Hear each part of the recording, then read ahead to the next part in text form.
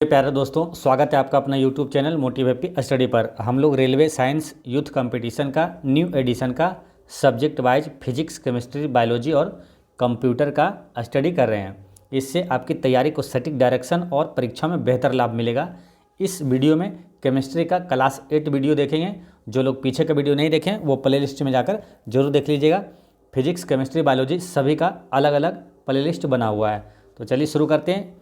आज का पहला क्वेश्चन है कि हाइड्रोजन परमाणु के 3 समस्थानिक प्रोटियम, ड्यूटेरियम और ट्राइटियम है।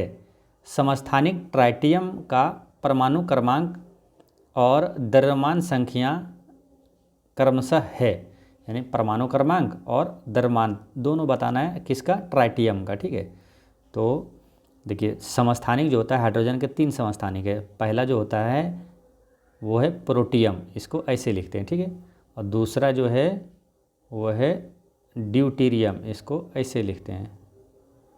और तीसरा जो है ट्राइटियम, इसको ऐसे लिखते हैं। समस्थानिक यानी कि तीनों का जो परमाणु क्रमांक है वो सेम रहेगा, एक एक है, लेकिन द्रव्यमान सबका चेंज अलग अलग रहेगा। जैसे इसमें जो है एक केवल प्रोटॉन होता है, इसमें क्या है एक प्रोटॉन और एक न्यूट्रॉन है। इसमें क्या है ट्राइटियम में एक प्रोटॉन और 2 न्यूट्रॉन होगा, क्योंकि प्रोटॉन और न्यूट्रॉन दोनों को योग जोड़ने पर क्या होता है उसका द्रव्यमान जो ऊपर लिखा था। ठीक है, द्रव्यमान, तो द्रव्यमान कितना है यहाँ 3 है ट्राइटियम में, और परमाणु क्रमांक कितना 1 है, यानी 1 और 3 इसका करेक्ट आंसर है, ऑप्शन नंबर सी। ठीक है, हाइड्रोजन काफ़ी महत्वपूर्ण है ये तत्व, इससे कई क्वेश्चन पूछा जाता है एग्जाम में और एग्जाम में रिपीट होता है। ठीक है, तो क्वेश्चन सारे क्वेश्चन आप लिखिएगा। सबसे हल्का गैस अगर पूछे तो हाइड्रोजन है, और पीरियोडिक टेबल का पहला तत्व कौन सा है तो वो हाइड्रोजन है। अच्छा, केवल एक प्रोटॉन वाला वो तत्व कौन सा है, तो जिसमें केवल एक प्रोटॉन होता है तो वो कौन सा है तो वो हाइड्रोजन ही है। जिसमें एकमात्र ऐसा तत्व है जिसमें न्यूट्रॉन नहीं होता है वो हाइड्रोजन ही है। ठीक है, सबसे छोटा नाभिक वाला तत्व पूछे तो हाइड्रोजन है। भविष्य का ईंधन किसे कहा जाता है, हाइड्रोजन को कहा जाता है।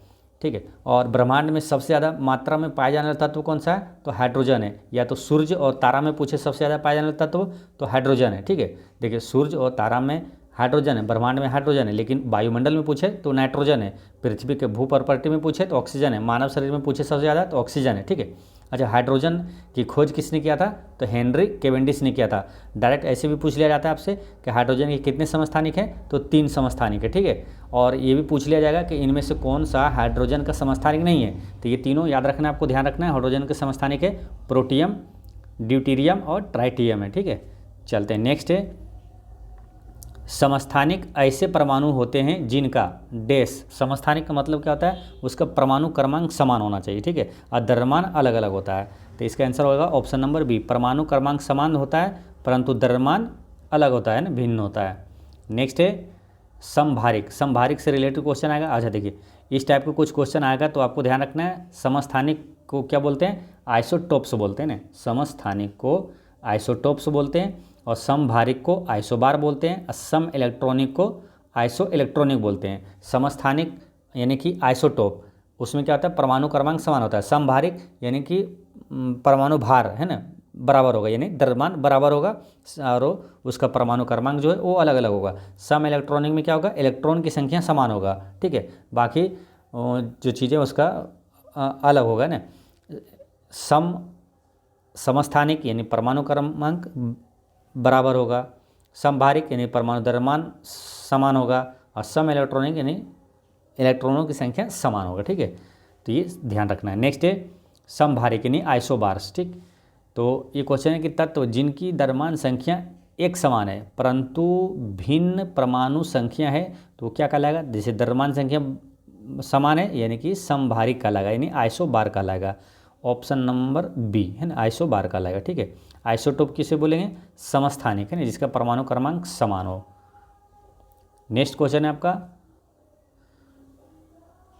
समभारिकों में डैश की संख्या समान होती है। समभारिक में परमाणु द्रव्यमान समान होता है, तो परमाणु द्रव्यमान ऑप्शन के अनुसार कौन सा होगा, ऑप्शन नंबर बी, क्योंकि द्रव्यमान जो होता है वो नाभिक में प्रोटॉन और न्यूट्रॉन के योग के बराबर द्रव्यमान होता है।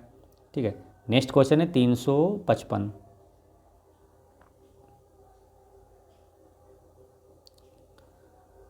समान द्रव्यमान संख्या लेकिन विभिन्न परमाणु क्रमांक वाले परमाणुओं को डैश के रूप में जाना जाता है।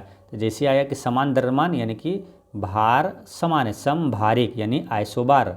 आइसोबार का ऑप्शन नंबर डी में। नेक्स्ट है समान द्रव्यमान, समान द्रव्यमान यानी आइसोबार। ठीक है, समान परमाणु क्रमांक बोलता तो आइसोटोप। नेक्स्ट है सम इलेक्ट्रॉनिक्स, सम इलेक्ट्रॉनिक्स यानी कि आइसो इलेक्ट्रॉनिक्स। तो इलेक्ट्रॉनों की संख्या समान वाले परमाणु या अणु या आयन होते हैं तो क्या होगा, इलेक्ट्रॉनों की संख्या समान है यानी कि आइसो इलेक्ट्रॉनिक। आइसो इलेक्ट्रॉनिक परमाणु क्रमांक यानी प्रोटॉनों की संख्या समान हो तो वो आइसोटोप, और परमाणु द्रव्यमान समान हो तो आइसोबार। नेक्स्ट है गैसीय नियम, है ना।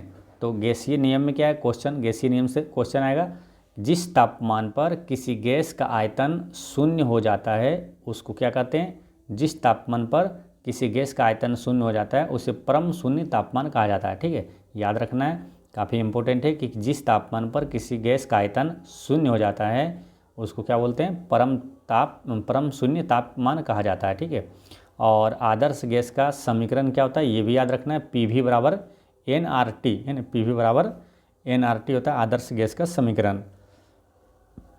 नेक्स्ट क्वेश्चन है बॉयल के नियम के अनुसार, बॉयल के नियम में क्या होता है, देखिए एक होता है बॉयल का नियम, एक चार्ल्स का नियम। ठीक है, ये दोनों में कन्फ्यूजन हो जाता है कभी, तो ऐसे याद रखना है आपको।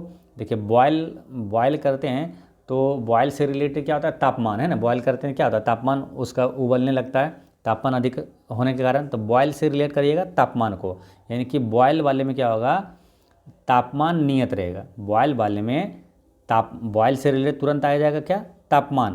तो तापमान क्या होता है, नियत रहता है। बॉयल के नियम में ऐसे रिलेट करिएगा तो आसानी से याद रहेगा कि नियत तापमान पर दिए गए गैस के द्रव्यमान के दाब और आयतन का गुणनफल अस्थिर रहता है, अर्थात PV बराबर स्थिरांक होता है। ठीक है, ये बॉयल का नियम होता है। ठीक है, तो इसमें क्या होता है, जो आयतन होता है, ठीक है, जो क्या होता है, किसी गैस के द्रव्यमान के दाब तथा आयतन का गुणनफल अस्थिर होता है। ठीक है, और जो दाब है वो आयतन के व्युत्क्रमानुपाती होता है। ठीक है, दाब जो है आयतन के व्युत्क्रमानुपाती होता है। इसमें क्या होता है, बॉयल यानी कि तापमान नियत रहता है। ठीक है, और चार्ल्स का नियम में क्या होता है, अब देखिए एक वो याद रहेगा ना आपको कि बॉयल यानी तापमान नियत रहता है, तो ये वाला अपने आप याद रहेगा कि चार्ल्स का नियम में क्या होता है, दाब नियत रहता है। ठीक है, स्थिर दाब, है ना, दाब नियत रहता है। बॉयल में तापमान नियत, चार्ल्स में क्या हो जाएगा, दाब नियत रहता है। तो अस्थिर दाब पर किसी गैस के निश्चित द्रव्यमान का आयतन परम तापमान के अनुक्रमानुपाती होता है, यानी कि आयतन जो होता है ताप के अनुक्रमानुपाती होता है ना, V समानुपाती T। ठीक है, चलिए नेक्स्ट क्वेश्चन है, इनमें से कौन सा नियम यह बताता है कि गैस का आयतन गैस के दाब के व्युत्क्रमानुपाती होता है। तो व्युत्क्रमानुपाती और किसका, आयतन जो बोल रहा है दाब के, तो इसमें क्या है, देखिए दाब और आयतन आया यानी कि तापमान इसमें नियत है, तापमान नियत है यानी कि तापमान यानी कि बॉयल, है ना, बॉयल का नियम। ठीक, नेक्स्ट है 27 डिग्री सेल्सियस तापमान पर स्थित किसी आदर्श गैस को एक नियत दाब पर तब तक गर्म किया जाता है जब तक कि इस गैस का आयतन दुगना न हो जाए। गैस का अंतिम तापमान होगा। तो देखिए इसको कैसे निकालते हैं, इसको पहले क्या करते हैं, देखिए एक फॉर्मूला है, नियत दाब पर आयतन परम ताप के समानुपाती होता है, और इस फार्मूला से निकालेंगे, यानी कि V1 बट्टा T1 बराबर V2 बट्टा T2। ठीक है, तो इससे क्या करेंगे, T2 निकालना है, यानी कि जो अंतिम तापमान है वो निकालना है। ठीक है, तो पहला तापमान कितना देगा, 27 डिग्री सेल्सियस, T1 बराबर हो गया 27 डिग्री सेल्सियस। और इसको केल्विन में अगर बदलेंगे तो केल्विन में बदलने की क्या करते हैं, सेल्सियस में 273 जोड़ देते हैं। ठीक है, 273 जोड़िएगा ये केल्विन में आ जाएगा, 300 डिग्री केल्विन आ गया। ठीक है, तो पहला जो तापमान है 300 केल्विन है, और T2 निकालना है ना, T2 यानी कि अंतिम तापमान जो है वो निकालना है। और V1 बराबर क्या है, पहला जो है क्या होता है, आयतन दोगुना हो जाता है। ठीक है, तो पहला आयतन और दूसरा आयतन बाद में क्या होता है, दुगुना हो जाता है। ठीक है, तो पहला आयतन मान के चलते हैं V, तो जो दूसरा आयतन है अंतिम जो बाद में जो आयतन क्या होता है, दुगुना हो जाता है। तो V2 जो है वो क्या हो जाता है, 2 गुना हो जाता है इससे, है ना। ये जो पहला V था उसे क्या हुआ, 2 गुना हो गया। तो यानी कि पहला V1 जो माने हैं V, तो V2 क्या हो जाएगा, 2V हो जाएगा, 2 गुना हो जाता है। ठीक है, अब इस पर बैठा दीजिए V1 बटा T1, तो V1 का मान है V बटा T1, T1 का मान कितना है 300 केल्विन, बराबर V2 का मान कितना है 2V, है ना। V2 का मान क्या निकालें, यहाँ पर हुआ 2V, V2 बटा T2 निकालना है। ठीक है, तो अब देखिए ये V से ये V कट जाएगा, तो T2 इधर आएगा, तो ये 3 से 2 में गुना हो जाएगा या, तो T2 बराबर क्या हो जाएगा, 3 दूनी 600 केल्विन। ठीक है, 3 दूनी 600 केल्विन हो जाएगा T2 बराबर। ठीक है, अब क्या आंसर दिया हुआ है सेल्सियस में, तो 600 केल्विन में दिया हुआ है 600, तो सेल्सियस में निकालेंगे तो क्या करेंगे 273 इसको घटा देंगे। ठीक है, देखिए सेल्सियस से केल्विन में लाएँ तो 273 जोड़े थे, लेकिन केल्विन से अब सेल्सियस में आना है तो 273 घटा देंगे, तो आ जाएगा कितना 327 डिग्री सेल्सियस, इसका करेक्ट आंसर है। ठीक है, T2 कितना आ गया 327 डिग्री सेल्सियस। ठीक है, तो इसको एक बार फिर समझ लीजिए, 27 डिग्री तापमान पर स्थिर किसी आदर्श गैस को एक नियत दाब पर तब तक गर्म किया जाता है जब तक कि इस गैस का आयतन दोगुना ना हो जाए। आयतन क्या दोगुना ना हो जाए, पहला V1 जो माने V, फिर क्या आता है तब तक गर्म करेंगे जब दोगुना ना हो जाए, यानी कि V2 बराबर 2V। तो गैस का अंतिम तापमान क्या होगा, तो पहला तापमान T1 बराबर ये दिया है, तो T2 निकाल लेना है, तो ये फॉर्मूला से निकाल लेना है V1 बटे T1 बराबर V2 बटा T2। ठीक है, तो ऐसे आसानी से बन गया। नेक्स्ट क्वेश्चन है 362, क्वेश्चन नंबर 362 में क्या, अभिलाक्षणिक गैस समीकरण PV बराबर nRT किस गैस के लिए सही प्रकार से लागू होता है। तो PV बराबर nRT ये किसका समीकरण है, तो आदर्श गैस का, है ना। ऑप्शन नंबर C इसका करेक्ट आंसर है, आदर्श गैस का समीकरण होता है PV बराबर nRT। नेक्स्ट क्वेश्चन है, ये क्वेश्चन रिपीट हुआ है ना, सेम क्वेश्चन देखिए, सेम हूबहू क्वेश्चन रिपीट हो जाता है। ठीक है, तो ये ध्यान रखना है। 27 डिग्री सेल्सियस तापमान पर स्थित एक आदर्श गैस को अस्थिर तापमान दाब पर तब तक गर्म किया जाता है जब तक कि इस गैस का आयतन दुगना ना हो जाए। तो इसका आंसर क्या होता है 327 डिग्री सेल्सियस, जो अभी पीछे बताएं आपको। ठीक है, 327 डिग्री सेल्सियस। नेक्स्ट है, निम्न में से कौन सा नियम गैस से संबंधित नहीं है। तो गैस से नियम देखिए, बॉयल का नियम जो गैस से संबंधित है, चार्ल्स का नियम भी गैस से संबंधित है, एवोगाड्रो का नियम भी गैस से संबंधित है। ये जूल का नियम जो है ये गैस से संबंधित नहीं है। ठीक है, जूल का नियम जो है, जब विद्युत तार में विद्युत धारा प्रवाहित होती है तो धारा प्रवाह से तार के प्रतिरोध के कारण इस तार में ऊष्मा उत्पन्न हो जाती है, इसे जूल का नियम कहते हैं। और ऊष्मा यानी कि ऊर्जा का एसआई मात्रक जूल होता है, कार्य का एसआई मात्रक भी जूल होता है। ठीक, नेक्स्ट है, निम्न में से कौन विसरित नहीं होगा। तो अगरबत्ती का धुआं ये विसरित होगा, इत्र की वाष्प ये विसरित होगा, धुआं जो है ये विसरित होगा, लेकिन मेथी पाउडर ये विसरित नहीं होगा। ठीक है, नेक्स्ट क्वेश्चन है, विसरण के बारे में निम्नलिखित में से क्या सही नहीं है। तो विसरण के बारे में क्या सही नहीं, पहला क्या है, गैसों के विसरण की दर उनके आयतन पर निर्भर करती है, ये गलत है, क्योंकि गैसों का जो विसरण होता है ना वो उसके आयतन पर निर्भर नहीं करता। ठीक, फिर क्या, विसरण में कण उच्च सांद्रता से निम्न सांद्रता की ओर गति करता है, ये सही है। गैसों के विसरण की दर ठोस और द्रव की तुलना में अधिक होता है, ये भी सही है। विसरण मतलब छितराव, है ना। विसरण केवल तभी संभव है जब पदार्थ के कण लगातार गतिमान अवस्था में हो। नेक्स्ट है, गैसों का कौन सा गुण इन्हें सुबाह्य बनाता है। तो संपीड़िता जो है इसे सुबाह्य बनाता है। गैस का कोई निश्चित आकार और आयतन नहीं होता है। सामान्य वायुमंडलीय दाब पर किसी गैस के द्रव्यनांक कमरे के ताप से कम होते हैं। गैसों में संपीड़िता यानी कि कंप्रेसिबिलिटी बहुत अधिक होता है, जो उन्हें सुबाह्य बनाता है। नेक्स्ट है, डाल्टन का आंशिक दाब का नियम निम्नलिखित में से किस समीकरण पर लागू होता है? तो ये CO प्लस H2 पर लागू होता है ना, कार्बन मोनोऑक्साइड प्लस हाइड्रोजन पर लागू होता है डाल्टन का आंशिक दाब का नियम। ठीक है, और एक सूत्र भी आपसे पूछा जाता है कि जल गैस जो होता है ना, वाटर गैस का सूत्र क्या होता है, जिसे भाप अंगार भी बोलते हैं, तो उसका फॉर्मूला क्या होता है? ये कार्बन मोनोऑक्साइड को जब हाइड्रोजन से मिलाते हैं तो इसे क्या कहा जाता है? वाटर गैस या तो भाप अंगार कहा जाता है। ठीक है, ये डाल्टन के आंशिक दाब का नियम भी इस पर लागू होता है। ठीक है, और एक आता है आपको क्या आता है? कार्बन मोनोऑक्साइड प्लस N2, वो क्या कहलाता है? नाइट्रोजन गैस यानी उत्पादक गैस कहलाता है। नेक्स्ट है क्वेश्चन नंबर 369, गैस की मात्रा व्युत्क्रमानुपाती होती है तो किसका? दाब के। गैस की मात्रा दाब के व्युत्क्रमानुपाती होती है। ठीक है, वो किस में आता है? बॉयल के नियम में, कि अस्थिर ताप पर, बॉयल जैसे आया तो बॉयल मतलब तापमान, ताप इसमें अस्थिर होगा, अस्थिर ताप पर किसी गैस की निश्चित मात्रा का आयतन दाब के व्युत्क्रमानुपाती होता है। यदि स्थिर ताप पर किसी गैस के निश्चित मात्रा का आयतन V और P है तो V व्युत्क्रमानुपाती क्या होगा? 1/P। नेक्स्ट है क्वेश्चन नंबर है आपका 370,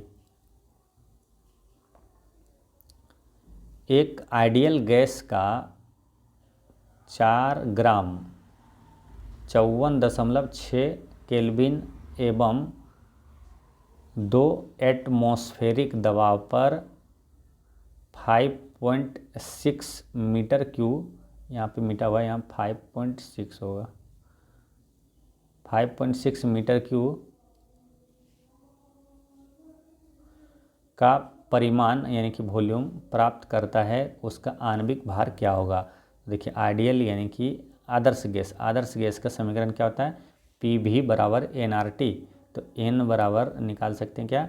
PV बटे RT। ठीक है, तो PV तो दिया हुआ है आपका, P जो है क्या? प्रेशर, दाब है, तो दाब कितना देगा? 2 एटमॉस्फेरिक दबाव 2, और V का मान कितना है? 5.6, और बटे में क्या है? RT, तो R का मान कितना दिया हुआ है? R का मान दिया हुआ है 0.82, और T जो केल्विन जो दिया हुआ है 54.6 है ना। अब इसको कैलकुलेट करते हैं, ये N बराबर लिख सकते हैं क्या? W/M बराबर ये दिया हुआ है, तो इसको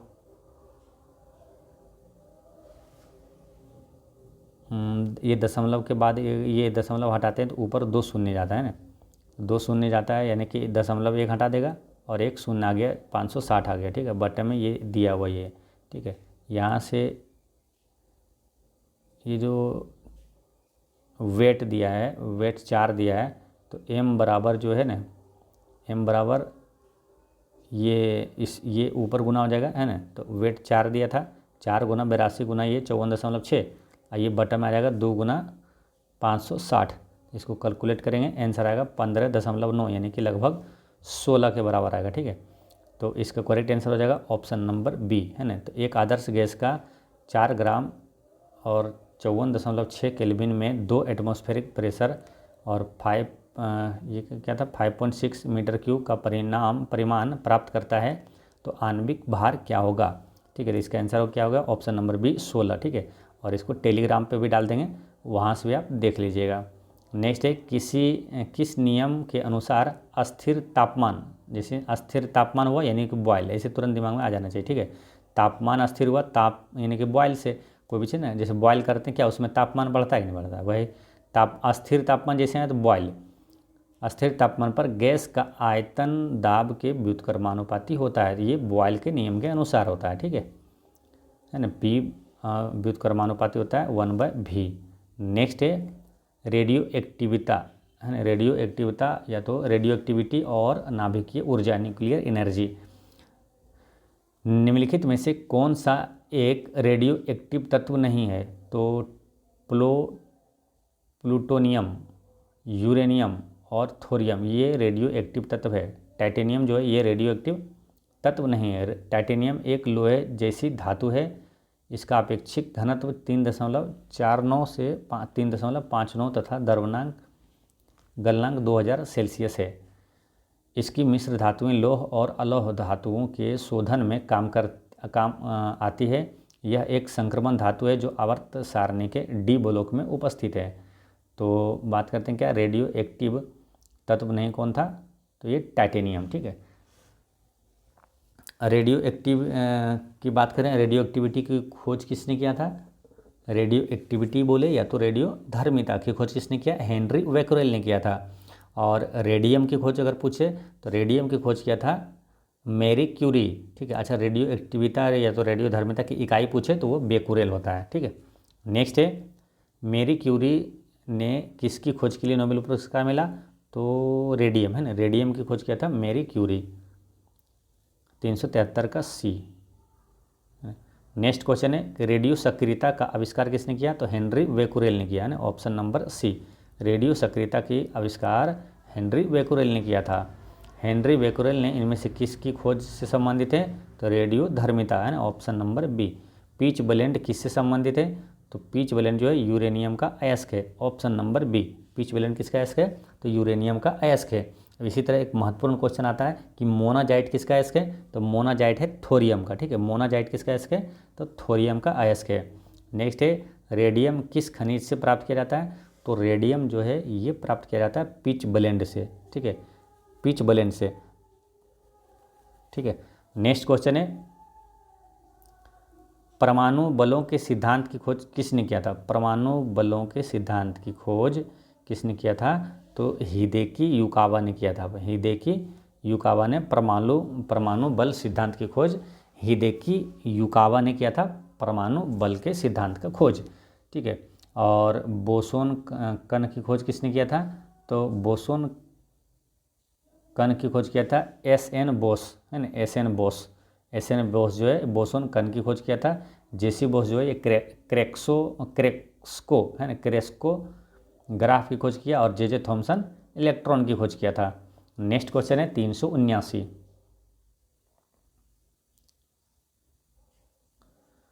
एक रेडियोधर्मी धातु जो केंद्रित ऊर्जा का एक प्रचुर स्रोत है और 1789 में खोज की गई थी, जिसकी परमाणु संख्या 92 है, वह है। तो परमाणु संख्या 92 किसका? यूरेनियम का है ना।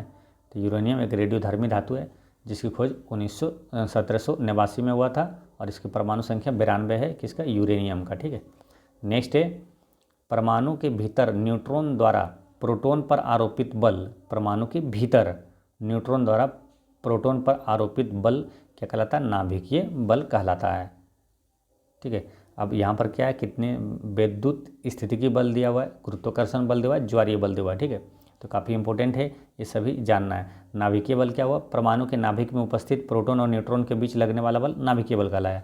विद्युत स्थैतिक बल क्या होता है? दो अस्थिर बिंदु आवेशों के मध्य लगने वाले बल को विद्युत स्थैतिक बल कहते हैं।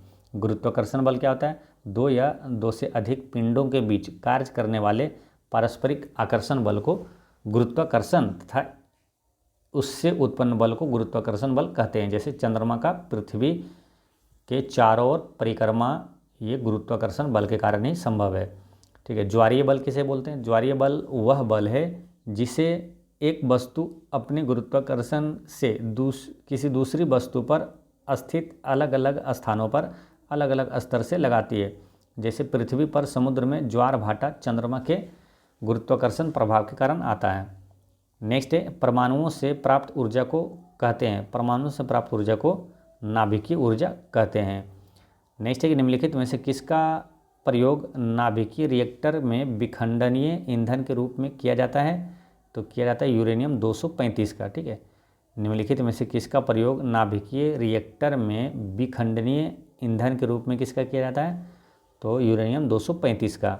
नेक्स्ट है इनमें से किसका उपयोग कैंसर के उपचार में किया जाता है? तो कोबाल्ट 60 का प्रयोग है ना, कैंसर के उपचार में किया जाता है, यानी कोबाल्ट के समस्थानिक का। ठीक है, और विश्व कैंसर दिवस कब मनाया जाता है? तो 4 फरवरी को मनाया जाता है। और कैंसर का अध्ययन क्या कहलाता है? ऑन्कोलॉजी कहलाता है। ल्यूकेमिया क्या है? तो कैंसर को ही कहा जाता है। नेक्स्ट है मेटास्टेटिक अस्थि कैंसर के उपचार के लिए किस रेडियो आइसोटोप का उपयोग किया जाता है? तो इसका करेक्ट आंसर है स्ट्रोंटियम 89 का, यानी स्ट्रोंटियम 89 का प्रयोग किया जाता है मेटास्टेटिक अस्थि कैंसर के उपचार के लिए। ठीक है।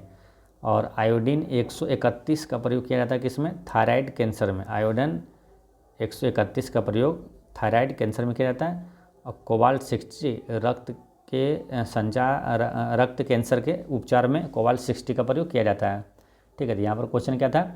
मेटास्टेटिक अस्थि कैंसर में स्ट्रोंटियम 89 का प्रयोग किया जाता है। नेक्स्ट है परमाणु हथियार में उपयोग किए जाने वाले सबसे सामान्य समस्थानिक है। तो परमाणु हथियार में उपयोग किए जाने वाले सबसे सामान्य समस्थानिक है यूरेनियम और प्लूटोनियम। यूरेनियम और प्लूटोनियम इसका करेक्ट आंसर है। यूरेनियम 235 और प्लूटोनियम 239 है। नेक्स्ट क्वेश्चन है संयोजकता या तो रासायनिक बंधन से रिलेटेड क्वेश्चन आएगा। निम्न में से किस तत्व में इलेक्ट्रॉन ग्रहण करने की प्रवृत्ति अपेक्षाकृत अधिक होती है? तो वो किस में होता है? फ्लोरीन में। ठीक है। फ्लोरीन से जैसे क्वेश्चन ये भी आता है ना कि सबसे अधिक विद्युत ऋणात्मक तत्व कौन सा है? तो वो फ्लोरीन ही है। ठीक है। फ्लोरीन जो कि किसी तत्व में इलेक्ट्रॉन ग्रहण करने की प्रवृत्ति अपेक्षाकृत सबसे अधिक होता है, यानी कि विद्युत ऋणात्मक होता है। ठीक है। सबसे अधिक फ्लोरीन। अच्छा, N2 में साझा इलेक्ट्रॉनों की कुल संख्या होती है। तो इसमें पूछा क्या? N2 में साझा इलेक्ट्रॉनों की कुल संख्या होती है। तो देखिए इसका डिस्कशन इसको देखते हैं।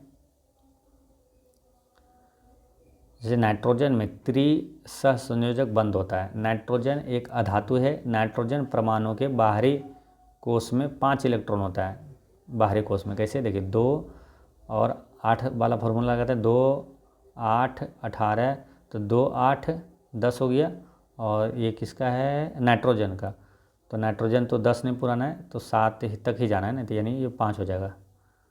2 5 7, तो अंतिम बाहरी कोष में कितना है? 5 है ना? 5 है। तो 2 नाइट्रोजन परमाणु 3 इलेक्ट्रॉनों को साझा करते हैं, 3 सहसंयोजक बंधन बनाते हैं और 1 नाइट्रोजन अणु बनाते हैं। अतः साझा किए गए इलेक्ट्रॉनों की कुल संख्या 9 है। ठीक है। साझा किए गए इलेक्ट्रॉनों की कुल संख्या 6 है ना, 6 है। तो इसका करेक्ट आंसर है ऑप्शन नंबर ए आएगा, है ना। N2 में साझा इलेक्ट्रॉनों की कुल संख्या कितना? 6 है। ठीक है। जैसे देखिए नाइट्रोजन की बात करते हैं तो इसका क्या होता है? 2 5, तो इसको संयोजकता कितनी है? 5 संयोजकता वो होता है जो कि उसको क्या है? एक बैलेंस बनता है, मतलब 8 पुराना है ना। अंतिम कक्षा में उसको 8 पूरा देना था, यानी 5 में कितना? 3 जोड़ेंगे। ठीक है। तो N2 2 नाइट्रोजन में जो क्या होगा? 3 का बनाएगा, तो 6 होगा कुल संख्या। इलेक्ट्रॉनिक कुल संख्या 6 होगी, साझा करेगा। ठीक। 388 देखते हैं क्वेश्चन नंबर। किस तत्व की संयोजकता 3 है? तो इसको देखेंगे कि जैसे कार्बन है, तो कार्बन 2 4 है, इसकी संयोजकता कितना है? 4 है ना, क्योंकि 8 पुराना है, तो लास्ट में क्या होगा? 4 जोड़ना पड़ेगा, 4 इसकी चाहिए।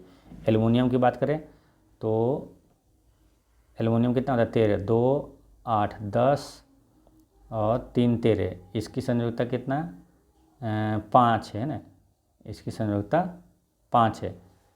और फिर है सल्फ़र, तो सल्फ़र क्या? 2 8 10 और 6 16, तो इसकी संयोजकता 2 है। और यह है मैग्नीशियम। मैग्नीशियम क्या था? 2, मैग्नीशियम का तो 12, 2 8 10 और 2 मैग्नीशियम है ना, 12। ठीक है। एल्युमिनियम का कितना था? 2 और 8 10 और 3 13 है ना, एल्युमिनियम का। एल्युमिनियम का होता है कितना? परमाणु संख्या 12। ठीक है। तो 12 होता है, तो इसका 2 8 10 और 2 और 8 10 मैग्नीशियम का 12 होता है, एल्युमिनियम का 13, 10 3 13। ठीक है, तो संयोजकता कितनी है इसकी? नाइट्रोजन एल्युमिनियम क्रोमियम आदि की संयोजकता 3 होती है ना। तो देखिए, तत्वों के परमाणु के परस्पर संयोजन करने की क्षमता संयोजकता कहा जाता है। किसी भी परमाणु की बाह्यतम कक्षा में पाए जाने वाले इलेक्ट्रॉन की संख्या संयोजकता कहलाती है। देखिए, बाह्यतम कक्षा में जो इलेक्ट्रॉन होगा ना वो संयोजकता कहलाता है। ठीक है, तो इसके बाह्यतम कक्षा में एल्युमिनियम का कितना? 3 है। तो इसका करेक्ट आंसर हो गया option number B, aluminium. Carbon यौगिकों का गलनांक आयनिक यौगिकों की तुलना में कम क्यों होता है? तो कार्बन यौगिकों का गलनांक आयनिक यौगिकों की तुलना में कम क्यों होता है? क्योंकि अणुओं के बीच छिन्न आकर्षण बल के कारण। नेक्स्ट है कि समूह 17 के तत्वों की संयोजकता डैश होगी। तो समूह 17 के तत्वों की संयोजकता कितनी होती है? तो 1 होता है। ठीक है, समूह 17 में वो कैसे होता है? समूह 17 का देखिए, इसमें क्या है, आवर्त सारणी के वर्ग 17 में स्थित कुल 5 तत्वों जैसे फ्लोरीन, क्लोरीन, ब्रोमीन, आयोडीन और अस्टेटिन को सामान्यतः हेलोजन कहते हैं। अब इसका जैसे क्लोरीन है, ठीक है, तो क्लोरीन का संयोजकता देखते हैं। जैसे क्लोरीन का कितना होता है? 17 परमाणु संख्या होता है 17। ठीक, क्लोरीन का तो 2 8 10 और 7 17 हो गया। तो इसकी संयोजकता कितनी है? तो 1 है ना। इसकी संयोजकता 1 है, यानी कि इसमें क्या है, 8 पुराने के लिए कितना? एक इसमें लेना पड़ेगा। ठीक है, तो ये 8 पुर जाएगा। ठीक है, तो इसका संयोजी इलेक्ट्रॉन कितना है? तो 1 है। उसी प्रकार ये सभी का फ्लोरीन, क्लोरीन, ब्रोमीन, आयोडीन, एस्टेटिन, इस सब का संयोजकता 1 है। नेक्स्ट है कि नाइट्रोजन परमाणु का कौन सा कोष N2 अणु बनाने में भाग लेता है? तो N2 क्या? नाइट्रोजन है। नाइट्रोजन क्या होता है? 2। नाइट्रोजन की परमाणु संख्या 7 है। ठीक है, तो 2 और 5 7। ठीक है, तो 2 इसमें क्या इतना कोष है? 2 दूसरा कोष में पहला दूसरा क्या होता है? KL है ना, फिर होता है MN। तो KL ये दूसरा है, यानी कि L में आएगा। नाइट्रोजन किस में आएगा? 2 आया दूसरा कोष, तो यहाँ L में आएगा, KL। ठीक है, ऑप्शन नंबर बी 391 का बी होगा। नेक्स्ट एक सहसंयोजी यौगिक सामान्यतः निम्न में से कौन सा गुणधर्म प्रदर्शित नहीं करते हैं? ये विद्युत और ऊष्मा के कुचालक होते हैं, ये सही है सहसंयोजी यौगिक के बारे में। ठीक है, ये इलेक्ट्रॉनों की साझेदारी से बनते हैं, ये भी सही है।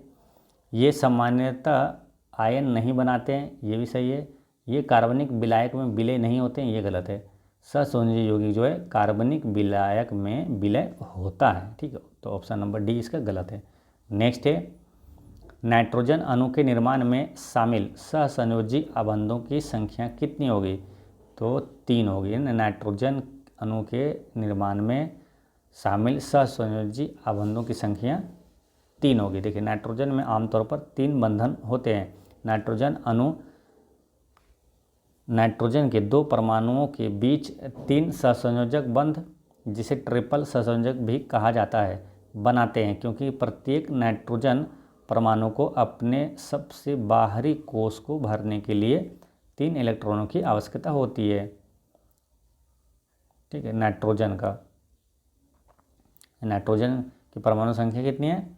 तो 7 है, यानी कि 2 और 5 7 होता है, तो 5 है अंतिम में। तो इसको जो कि है बाहरी कोष को भरने के लिए, यानी कि 8 पुराने के लिए क्या होगा? 3 इसे लेगा, है ना, 3 लेगा तभी तो इसमें 8 होगा। ठीक है, तो 3 होता है, इसका जरूरत पड़ता है। सहसंयोजी आबंधों की संख्या कितनी होगी? 3। नेक्स्ट है, प्रोपेन अणु में 3 कार्बन परमाणुओं द्वारा सभी हाइड्रोजन परमाणुओं के साथ कुल कितने इलेक्ट्रॉनों की साझेदारी की जाती है? तो प्रोपेन अणु में 3 कार्बन परमाणुओं द्वारा सभी हाइड्रोजन परमाणुओं के कुल कितने इलेक्ट्रॉनों की साझेदारी की जाती है? तो देखिए, 3 कार्बन परमाणु, तो 3 लिखिए, 1 2 3 कार्बन परमाणु हो गया।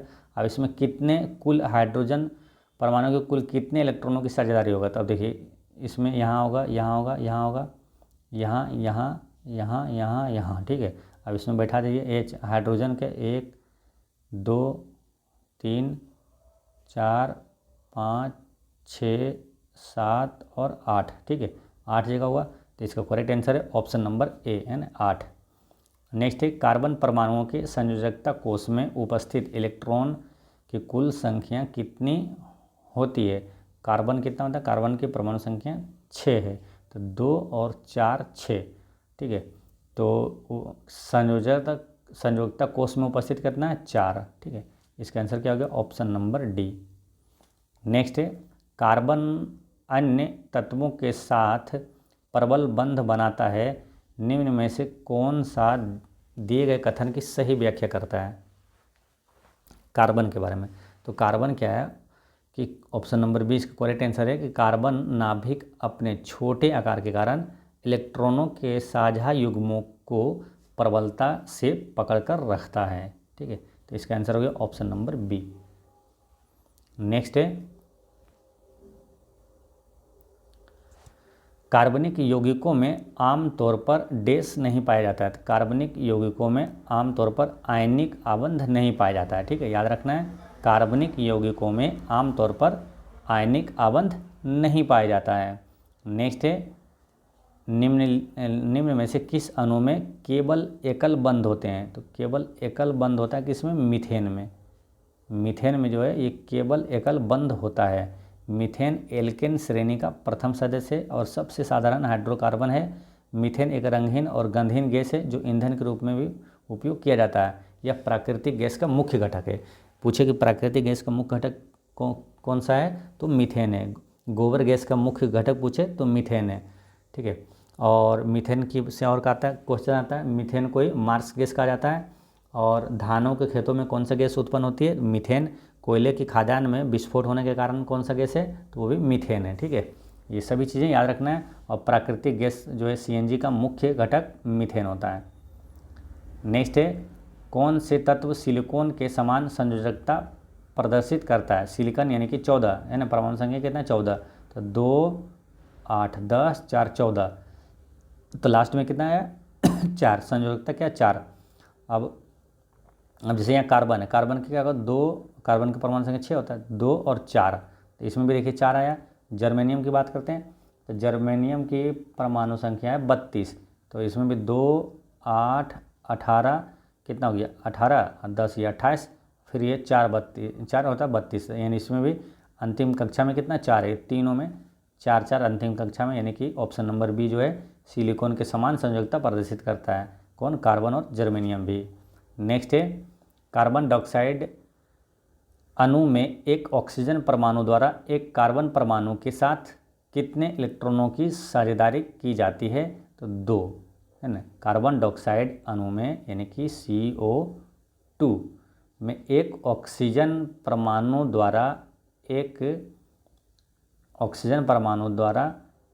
एक कार्बन परमाणु के साथ कितने इलेक्ट्रॉनों की साझेदारी की जाती है, तो 2, है ना, ऑप्शन नंबर डी इसका करेक्ट आंसर हो गया, ठीक है।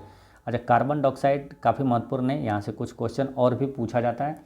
जैसे कार्बन डाइऑक्साइड में ग्लोबल वार्मिंग के लिए जिम्मेदार सबसे खतरनाक गैस कौन सा है, तो वो कार्बन डाइऑक्साइड है। आग बुझाने में किसका प्रयोग किया जाता है, तो कार्बन डाइऑक्साइड का ही प्रयोग किया जाता है।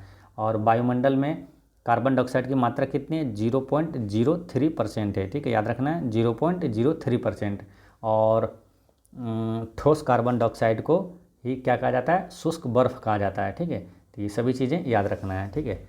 और आज का क्वेश्चन है कि आपको कमेंट बॉक्स में बताना है कि हाइड्रोजन के कितने समस्थानिक है, ठीक है। तो इसका आंसर कमेंट में दीजिएगा और कोई भी डाउट हो तो कमेंट में पूछिएगा। और मिलते हैं नेक्स्ट वीडियो में। पढ़ते रहें, मुस्कुराते रहें। जय हिंद दोस्तों।